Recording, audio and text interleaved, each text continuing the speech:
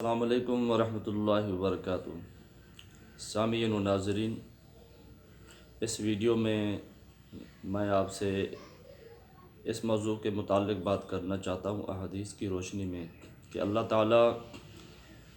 جب بھی مسلمان کو کوئی تکلیف، کوئی پریشانی، کوئی فکر میں مبتلا کرتا ہے تو اللہ تعالیٰ اس کے بدلے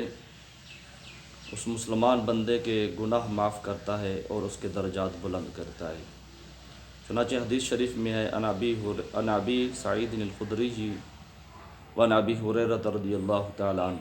اس حدیث کو حضرت ابو سعید خدری اور حضرت ابو ہریرہ رضی اللہ تعالیٰ عنہ روایت کرتے ہیں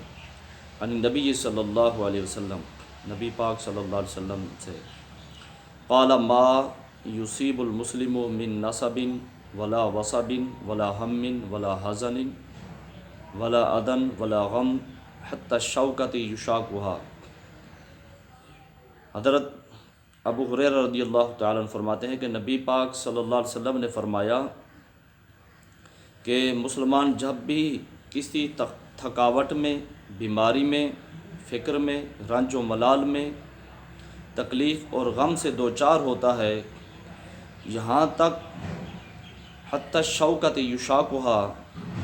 یہاں تک کہ اسے کوئی کانٹا بھی چبھتا ہے تو کیا ہوتا ہے الا کفر اللہ بہا من خطایاہ، تو اللہ تعالیٰ اس کے بدلے اس کے گناہ کو معاف کرتا ہے۔ ایک اور حدیث میں عن عائشہ رضی اللہ تعالی عنہ قالت سمعت رسول اللہ صلی اللہ علیہ وسلم،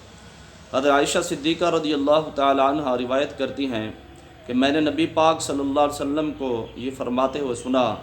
کہ ما من مسلم یشاک شوکۃ فما فوقها الا کتبت له بها درجات ومحیت عنہ بها خطیئۃ۔ فرماتی ہیں کہ نبی پاک صلی اللہ علیہ وسلم نے فرمایا کہ جب کسی مسلمان کو کانٹا چبھتا ہے یا کانٹے سے بھی کوئی کم تکلیف پہنچتی ہے تو اللہ تعالیٰ اس کے بدلے